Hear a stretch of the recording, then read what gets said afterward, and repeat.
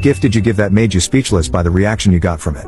1. When our child was in a co-op preschool, one of her favorite teachers retired. So I made her a memory quilt using photos printed on fabric. At first, I was going to use photos from kids in the class with our child. But then other parents who had had that teacher that year asked if they could be included. I said of course. Then other parents who had had that teacher in previous years asked if they could be included. I said of course. Then parents of children who had graduated the co-op asked if they could be included. I said of course. I ended up with photos of 77 kids. What started out as a lap quilt ended up just barely fitting onto my 12 quilting frame. I collected the digital photos. I prepped the fabric for the photos and ironed it all onto freezer paper so I could print them. I printed all the photos. I cut everything for making those photos into square blocks set on point. I sewed all the blocks. Had to go through the tiny scraps to make enough fabric for a couple of the last blocks. Then sewed all the blocks together. I sewed the border. I made a title and legend square of who all the kids were for the back. I sandwiched it with the batting and the backing. I loaded it all onto the quilt frame. I quilted the entire thing. I squared the entire thing. I sewed the binding on. It was